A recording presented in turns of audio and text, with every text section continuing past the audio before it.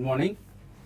Amphi సమర్పిస్తున్న business breakfast షోకి స్వాగతం. ఏషియన్ మార్కెట్స్లో ఒక స్వల్ప నష్టాలతో కూడిన లేదా ఫ్లాటిష్ ట్రేడింగ్ ట్రెండ్ కనిపిస్తుంది మనకు. హ్యాంగ్సెంగ్ 172 పాయింట్ల నష్టంతో ట్రేడ్ అవుతుంది. అలాగే ఎస్ఎక్స్ నిఫ్టీ కూడా 8703 20 పాయింట్ల నష్టంతో కొద్దిగా వీక్ ఓపెనింగ్ను మనకు ఇవాళ మార్కెట్ సంబంధించి తెలియజేస్తుంది. సో ఆయిల్ ప్రైసెస్ మళ్ళీ వీక్గా తయారయ్యాయి. సో మనకు గ్లోబల్గా చూస్తే నిన్న ఓపెక్ దేశాల సమావేశంలో ఎటువంటి ఒప్పందం కుదరలేదు ప్రొడక్షన్ ఫ్రీజ్కి సంబంధించి. సో ఇరాన్ రిజెక్ట్ చేసింది సౌదీ అరేబియా ఇచ్చిన ప్రపోజల్ను. సో ప్రొడక్షన్ ఫ్రీజ్కి సంబంధించి దీంతో గోల్డ్మెన్ సాక్స్ లాంటి సంస్థలు $7 అవుట్లుక్ను తగ్గిస్తున్నాయి బ్యారెల్కు. ఇంతకుముందు $50 ఉండొచ్చు Q4లో ఆయిల్ ప్రైసెస్ అన్న ఎస్టిమేట్స్ని ఇప్పుడు $43 తగ్గించాయి. సో Q4 ఫోర్కాస్ట్ తగ్గించడంతో ఆయిల్ సప్లైస్ బాగా పెరుగుతాయి. Q4లో మేబీ రోజుకు 4 లక్షల బ్యారెల్స్ పెరిగే అవకాశం ఉంది. ఇంతకుముందు 3 లక్షల బ్యారెల్స్ అనుకుంది కాస్త 4 లక్షల బ్యారెల్స్ పెరిగే అవకాశం ఉందంటూ చెప్పడంతో కొంత మనకు గ్లోబల్ ఈక్విటీ మార్కెట్స్లో కొద్దిగా, ఎందుకంటే last night US markets in fact లాభాలతో క్లోజ్ అయ్యాయి. కానీ ఏషియన్ మార్కెట్స్లో ఈ ఉదయం స్వల్ప నష్టాలు కనిపించడానికి ప్రధాన కారణం ఆయిల్ ప్రైసెస్ అనే చెప్పాలి. ఆయిల్ ప్రైసెస్లో వచ్చిన ఫాల్ అని చెప్పాలి. సో మార్కెట్స్ నిన్న ఫస్ట్ ప్రెసిడెన్షియల్ డిబేట్ నుంచి వాళ్ళకి అనుకూలమైన అంశాన్ని రాబట్టుకోగలిగాయి. సో ట్రంప్ ఆయన టెంపర్ కోల్పోయి మాట్లాడటం, హిల్లరీ క్లింటన్ కొద్దిగా కామ్గా చాలా స్టేబుల్గా మాట్లాడటం, దీన్ని యుఎస్ ఓటర్స్ క్లింటన్కి అనుకూలంగా ఓటు వేయటం ఒపీనియన్ పోల్స్లో, ఇదంతా కొద్దిగా మార్కెట్స్కి అనుకూలంగా రావడంతో యుఎస్ మార్కెట్స్ లాస్ట్ నైట్ లాభాలతో ముగిశాయి. అలాగే గోల్డ్ ప్రైసెస్ కూడా తగ్గాయి. సో ఇప్పుడు మనకు అర్థమవుతుంది గోల్డ్ ప్రైసెస్ పెరగాలి అంటే డొనాల్డ్ ట్రంప్ ప్రెసిడెంట్ కావాలి. సో ఆయన ప్రెసిడెంట్ అయితే సేఫ్ హ్యావెన్ అసెట్స్కి మంచిది, గోల్డ్ ప్రైసెస్ పెరుగుతాయి. బట్ ఈక్విటీ మార్కెట్స్ మేబీ కొద్దిగా తగ్గుతాయేమో, maybe initially if Donald Trump get selected as a US president. Otherwise ప్రస్తుతానికైతే హిల్లరీ క్లింటన్ కొద్దిగా పరిస్థితి అనుకూలంగా కనిపిస్తుంది. సో మార్కెట్స్లో యుఎస్ మార్కెట్స్లో ప్రత్యేకించి లాస్ట్ నైట్ లాభాలు చూసాం. సో నిఫ్టీ నిన్న మన మార్కెట్స్ విషయానికి వస్తే మూడోసారి 8700 దగ్గర సపోర్ట్ తీసుకుంది. సో లాస్ట్ 6 డేస్లో మార్కెట్స్లో చాలా వోల్టైలిటీ మనం చూస్తూ ఉన్నాం. మళ్ళీ మార్కెట్స్ నార్మల్గానే September is a volatile month. So ఇది అదే పరిస్థితి ఇప్పుడు మనకు కనిపిస్తుంది ఈ సంవత్సరం కూడా. సో అదర్వైజ్ నిన్న ఇండిసెస్ కంటే కూడా స్టాక్ స్పెసిఫిక్ యాక్షన్ ఎక్కువగా మనం చూసాం.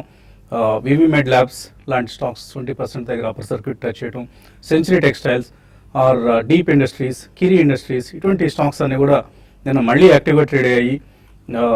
అలాగే ఇతర స్టాక్స్, ఇతర రంగాలకు చెందిన స్టాక్స్ మనం చూస్తే of course financial services always మనం పాజిటివ్గా ఉన్న సెక్టర్ ఇది.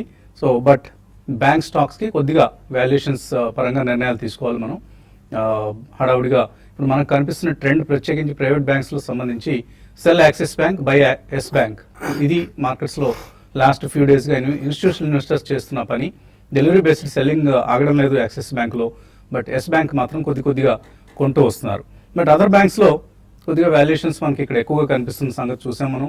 వరల్డ్ వైడ్ చూస్తే మనకు డాయిష్ బ్యాంక్ లాంటివి చాలా స్ట్రెస్ ఫీల్ అవుతున్నాయి.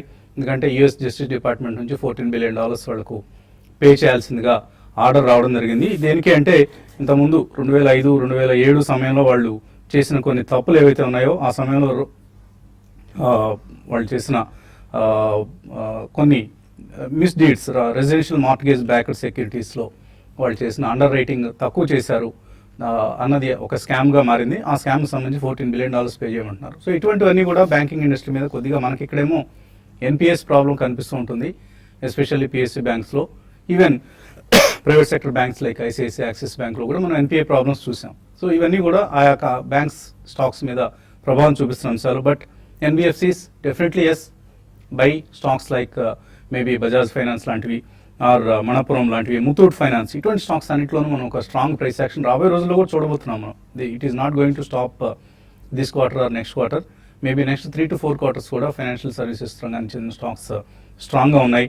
అలాగే డిస్టిలరీ స్టాక్స్, మేబీ కొన్ని స్టాక్స్ మనం సోమ్ డిస్టిలరీస్ లాంటివి కంటిన్యూస్గా పెరుగుతూ ఉండడం చూస్తున్నాం.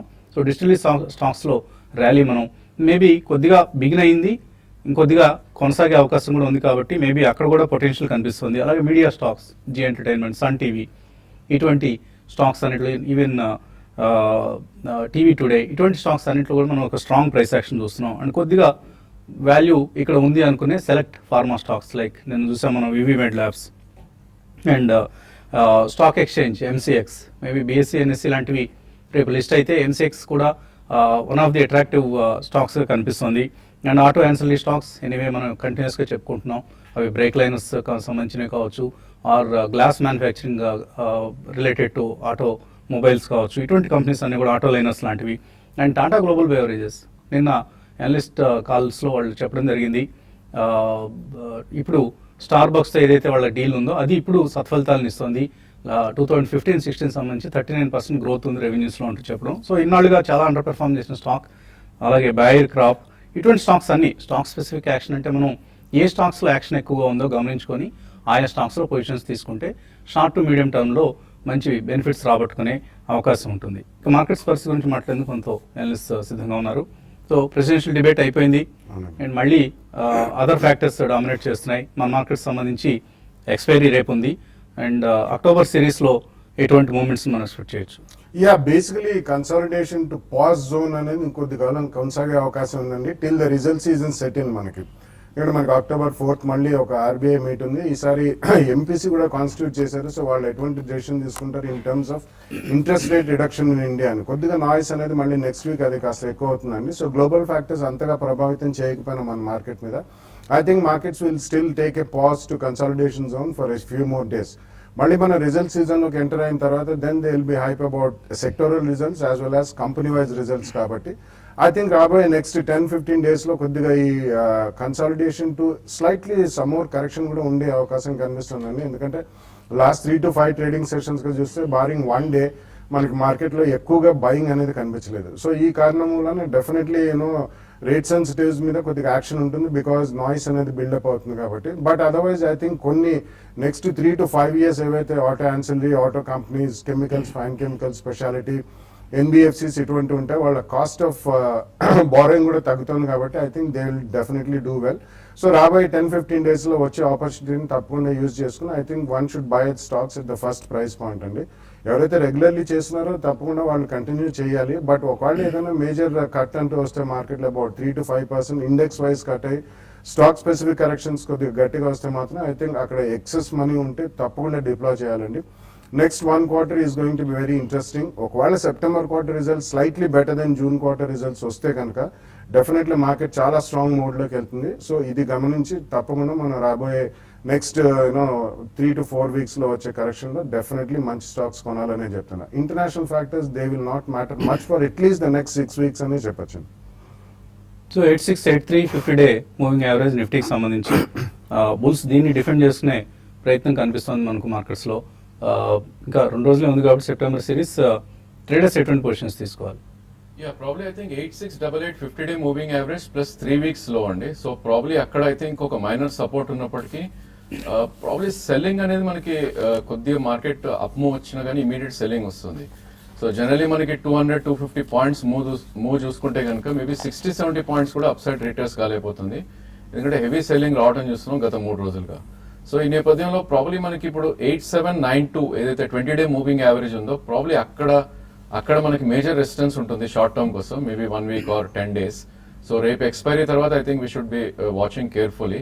So I think fresh longs అనేది మనకి definitely 8792 above at least 1 day close అవుతేనే మనం ఫ్రెష్ లాంగ్స్ క్రియేట్ చేయాలి. అదర్వైజ్ మేబీ ఈ స్టేజ్లో షార్ట్ టర్మ్కి సెల్ ఆన్ ర్యాలీస్గా చెప్పుకోవచ్చు. ఓన్లీ థింగ్ ఏంటంటే మనకి డిమాండ్ జోన్ అనేది 8547 నుంచి 8600 మధ్యలో ఉంటుంది. సో ఆల్మోస్ట్ ఇక్కడ నుంచి 100 పాయింట్స్ కిందకు వస్తే కనుక డిమాండ్ జోన్లోకి రావడం జరుగుతుంది. So all in all probably 8540 and 8940 range అనేది కొద్దిగా ఎక్స్పాండ్ అవడం చూస్తున్నాం నిఫ్టీ పరంగా చూస్తే కనుక.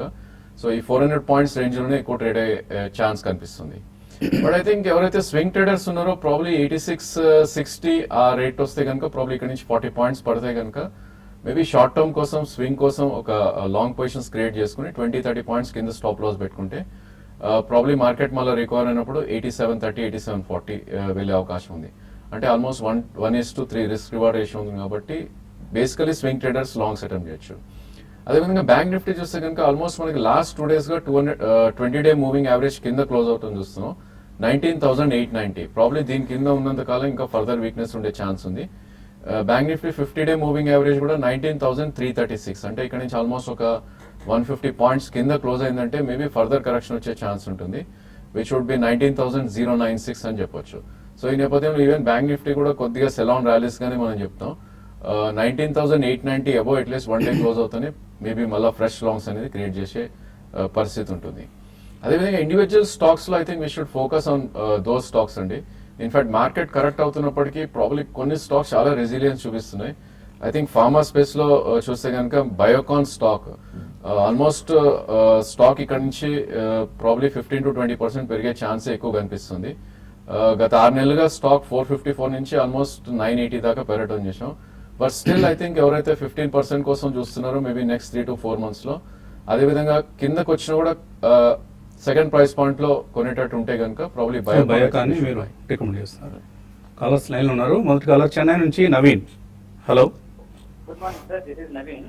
అడగండి నవీన్. యాక్చువల్లీ నేను రీసెంట్ గా బిజినెస్ బ్రేక్ఫాస్ట్ ను వాచ్ చేస్తున్నాను సార్. చాలా బాగుంది. First of all thanks for your suggestion. Thank you.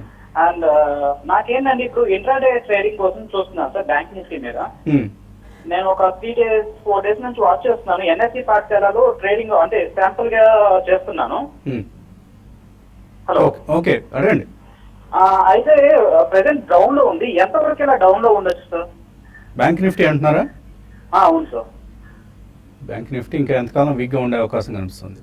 Almost last 5 days లోనే మనం 20,264 నుంచి 19,518 అంటే ఆల్మోస్ట్ 700 పాయింట్స్ కరెక్ట్ అవుతుంది చూసామండి. సో ఇందాక చెప్పినట్టు 50-day మూవింగ్ యావరేజ్ అయితే ఉందో ప్రాబ్లీ అదొక మైనర్ సపోర్ట్ ఉంటుంది షార్ట్ టర్మ్ కోసం. 19,000 బ్యాంక్ నిఫ్టీ కంటే కూడా మీరు యాక్సిస్ బ్యాంక్ చార్ట్ చూస్తే ఈజీగా అర్థమవుతుంది బ్యాంక్ నిఫ్టీ ఎలా బిహేవ్ చేస్తుంది. ఎందుకంటే it is the major component and also dragging down the bank Nifty. Axis bank is almost below 100-day moving average. So probably I think వేరే బ్యాంక్స్ కొద్దిగా out perform చేస్తే bank Nifty కొద్దిగా halt అయ్యే chance ఉంటుంది. But even axis bank కూడా చూస్తే కనుక 630 నుంచి ఆల్మోస్ట్ 540 అంటే 90 రూపీస్ పడుతుంది చేసాం. So all in all I think bank Nifty చూస్తే కనుక ఇక్కడ నుంచి ఒక 150 పాయింట్స్ కింద సపోర్ట్ ఉంది. సో ప్రాబ్లీ కొద్దిగా కరెక్ట్ అయితే మీరు లాంగ్ పొజిషన్స్ అటెంప్ట్ చేయొచ్చు with stop loss of 60 to 70 points. So watch Axis and ICICI bank అండి. ఈ రెండు కూడా బాగా డ్రాగ్ చేస్తున్నాయి బ్యాంక్ నిఫ్టీని. అవి రెండు రికవర్ అయితే తప్ప మనకు మార్కెట్స్లో బ్యాంక్ నిఫ్టీ పరంగా లాభాలు చూడలేదు. మహేష్ వైజాగ్ నుంచి. హలో మహేష్. సార్ అడగండి. సార్ షేర్ మార్కెట్ డబ్బులు పెడదాం అనుకున్నా సార్. అసలు ఎలా పెట్టాలి ఏంటి మా అవగాహన లేదు సార్, అందుకోసం. అవగాహన లేకపోతే మీరు పెట్టొద్దండి. స్టాక్ మార్కెట్స్ మీద కొద్దిగా అవేర్నెస్ అండ్ అండర్స్టాండింగ్ రెండు కూడా బాగా ఇంప్రూవ్ చేసుకోండి. అప్పటి వరకు మీరు మ్యూచువల్ ఫండ్స్ అని ఉంటాయి. మ్యూచువల్ ఫండ్స్ తెలుసా, ఐడియా ఉందా మీకు? ఐడియా ఉంది, మ్యూచువల్ ఫండ్స్ ఐడియా ఉందండి. సో మ్యూచువల్ ఫండ్స్ లో మీరు ఇన్వెస్ట్ చేసే ప్రయత్నం చేయండి. ఎంత ఇన్వెస్ట్ చేద్దాం అనుకుంటున్నారు? అంటే ఒక 5 lakhs ఏమైనా చేద్దాం అనుకున్నాం. 5 lakhs డబ్బులు బాగానే మోపు చేశారు, కానీ అవగాహన కూడా మోపు చేసుకోవాలండి. సో యూ సెడ్ ఇట్ అండి. డెఫినెట్లీ మ్యూచువల్ ఫండ్స్ లో మీరు ఒకవేళ ఏదైనా ఆన్లైన్ బ్యాంకింగ్ ఉంటే వాళ్ళనైనా సంప్రదించండి. లేకపోతే మ్యూచువల్ ఫండ్ ఏజెంట్స్ ఉంటారు, ఆంఫీ సర్టిఫైడ్ ఏజెంట్స్. డెఫినెట్లీ మీరు కొద్దిగా ఒక 6 months to 12 months mutual funds లో ఫస్ట్ ఎంట్రీ తీసుకుని అందులో ఇన్వెస్ట్ చేసి తప్పకుండా అది కాస్త వాచ్ చేస్తున్నాను. వాళ్ళు ఎటువంటి షేర్లు కొంటారు అవన్నీ మనకి చాలా వెబ్సైట్స్ లో డీటెయిల్స్ అనేది దొరుకుతాయి. కొంచెం అవగాహన కుదిరిన తర్వాత మీరు డైరెక్ట్ మార్కెట్ ఇన్వెస్ట్మెంట్స్ చేయడం అనేది ఉత్తమం అండి. అప్పటిదాకా మాత్రం please do this either online banking or a good mutual fund agent. మీరే కాదు, మహేష్ గారే కాదు, అందరూ కూడా స్టాక్ మార్కెట్స్లో మ్యూచువల్ ఫండ్ రూట్లో ఇన్వెస్ట్ చేయడానికి ప్రయత్నం చేయండి. చిన్న చిన్న మొత్తాలు నెలకు 1000-2000 రూపాయలు ఇన్వెస్ట్ చేసినా కూడా మంచి లాంగ్ రన్లో ఒక చక్కటి వెల్త్ను మనం క్రియేట్ చేసుకోగలుగుతాం. ఫ్యామిలీ మెంబర్స్కి సంతోషాన్ని పంచగలుగుతాం. ఇక ఇన్వెస్టర్స్ నుంచి కాల్స్ కొనసాగించబోయే ముందు చిన్న బ్రేక్ తీసుకుందాం.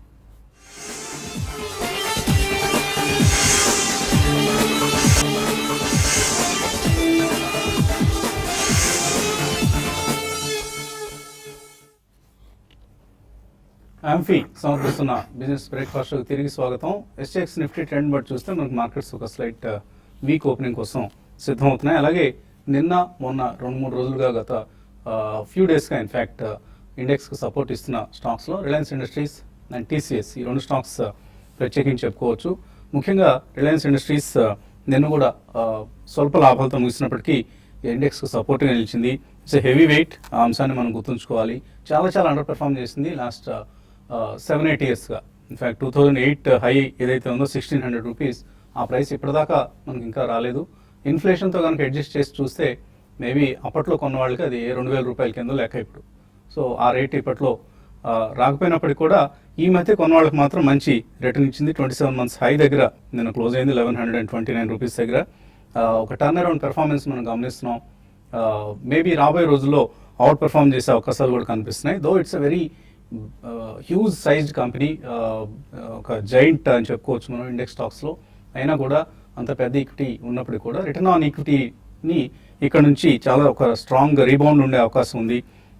మనకు రిటర్న్ ఆన్ ఈక్విటీ ఇంత ముందు కనుక మనం చూస్తే రిటర్న్ ఆన్ క్యాపిటల్ ఎంప్లాయిడ్ 2007లో 20% ఉన్నది కాస్త ఇప్పుడు 11% పడిపోయింది. బట్ రాబోయే రోజుల్లో ఇది మళ్ళీ 20%కి చేరే అవకాశం ఉందంటూ అనలిస్ట్ ఎక్స్పెక్ట్ చేస్తున్నారు. సో రిలయన్స్ ఇండస్ట్రీస్ని ఓ చూపు చూడొచ్చు investors with long term view. Callers లైన్లో ఉన్నారు. కరీంనగర్ నుంచి Anil. Hello, good morning sir. Morning అండి. భాను గారిని అడిగానండి. అడగండి. డిఎస్సి ఇండియా లాంగ్ టర్మ్ కు ఈ రేట్ లో కొనుక్కోవచ్చా? అలాగే ఎస్బీఐ లాంగ్ టర్మ్ కు ఏ రేట్ అయితే బాగుంటుంది? ఇంకో 5-10% తగ్గే ఛాన్స్ ఉంది. యా, లాంగ్ టర్మ్ అయితే డిఎస్సి ఇండియా డెఫినెట్లీ ఈ రేట్లో కూడా స్టార్ట్ చేయొచ్చండి కొనడం అనేది. It's one of the major in printing ink segment. It's actually a Japanese company with almost close to 65% equity వాళ్ళ చేతిలోనే ఉంది. సో మధ్యలో కొన్ని వార్తలు వచ్చాయండి. వాళ్ళకి they have a huge piece of land which is worth close to 500 crores. Almost ఇది public domain లోనే ఉన్న వార్త. అది డిస్పోజ్ చేస్తున్నారు అన్న వార్తలు వచ్చినప్పుడు అది స్ట్రాంగ్ స్పర్ట్ చూస్తాం. బట్ కోర్ బిజినెస్ కూడా ఇట్స్ ఎ గుడ్ బిజినెస్ కాబట్టి మీరు ఈ రేట్లో కూడా కొనండి. In case there is a 3 to 5% correction second price point లో కూడా కొనొచ్చు. ఎస్బీఐ ఏ రేట్ లో కొనొచ్చు? 5 to 10% కట్ ఉంటున్నారు. లాంగ్ టర్మ్ అంటున్నారు కాబట్టి యూ నీడ్ నాట్ వెయిట్ అండి. You can straight away buy the next 3 to 4 months. Staggered buying చేయండి. About 25% money each month. Definitely I think the next 2-3 years will make decent money అండి. కొద్దిగా associate banks కూడా అన్ని విలీనం అయిన తర్వాత it will become a joint. And definitely among the PSU banks it's one of the good banks అని చెప్పొచ్చు. And stronger bank కాబట్టి definitely go ahead and do 4 staggered installments. తర్వాత కాలర్ బెంగళూరు నుంచి రాఘవేంద్ర. నమస్తే సార్. హలో, హలో, నమస్తే అండి. అడగండి Raghavendra. Sir, నేను rural electrification corporation of India 150 షేర్లు కొన్నానండి. అది 180 రూపీస్ ఉన్నది కొన్నాను సార్. మనీ కంట్రోలర్ ఇదన్నిటిలో 244 చూపిస్తుంటే నా అకౌంట్ లో మరి 122 చూపిస్తుందండి షేర్ వాల్యూ. అంటే అది మీకు స్ప్లిట్ అయిన తర్వాత కనిపిస్తుండొచ్చు ఆ value. Share number of shares పెరిగాయా? నెంబర్ ఆఫ్ షేర్స్ పెరగలేదండి, 150 చూపిస్తుంది. ఓకే. సో రీసెంట్ గా కార్పొరేట్ యాక్షన్ ఉందా ఆర్ఈసీలో? సో ఏమి నిన్నటి ప్రైస్ కూడా అరౌండ్ 244 క్లోజ్ అయింది. Yeah. So I think you need check with your NSDL account అండి. ఒకసారి వాళ్ళని చెక్ చేసి we should find out what's the reason అనేది. మీరు కనుక అదే షేర్ కొని ఉంటే డెఫినెట్లీ మీకు ఈ ప్రైస్ అయితే ఈ రోజు కూడా నిన్నటి క్లోజింగ్ లో 244 ఉంది. సో ఏమి మనకు 28/9 బోనస్ ఇష్యూ ఉందండి. ఎస్, బోనస్ నిన్న ఎక్స్ డేట్ అయింది, ఇవాటితో ఎక్స్ డేట్ అవుతుంది. సో అందువల్ల మీకు బహుశా అట్లా చూపిస్తుండొచ్చు. 1:1 బోనస్ ఉంది ఆర్ఈసీలో. 28/9 ఇది ఎక్స్ బోనస్ డేట్. కానీ నిన్ననే అలా చూపించిందంటే కొంచెం సంథింగ్ ఇస్ రాంగ్. ఇవాళ నుంచి మీకు అది రిఫ్లెక్ట్ కావాలి. ఆ ప్రైస్ బహుశా ఆ మేర కరెక్ట్ అయ్యే అవకాశం ఉంది కాబట్టి. But it's a good stock అండి. You can hold it for steady returns. ఏదో ఎక్స్ట్రాడినరీ రిటర్న్స్ వస్తాయని కాకుండా లాస్ట్ 1 monthలో కూడా మనం చూసాం ఆల్మోస్ట్ ఒక 7 to 8% మనం ఆర్ఈసీ స్టాక్ ప్రైస్లో గ్రోత్ చూసాం. ఒకసారి మీరు మీ డిమాట్ అకౌంట్లో ఒకసారి చెక్ చేసుకోండి. అలాగే ఈమెయిల్ సందేహాలు కూడా చాలా అందాయి. శ్రీనివాసరావు అడుగుతున్నారు, Jyothi structures, Opto circuits, Orbit corporation, ఈ 3 ఏం చేయమంటారు? ఉన్నాయి ఆయన దగ్గర?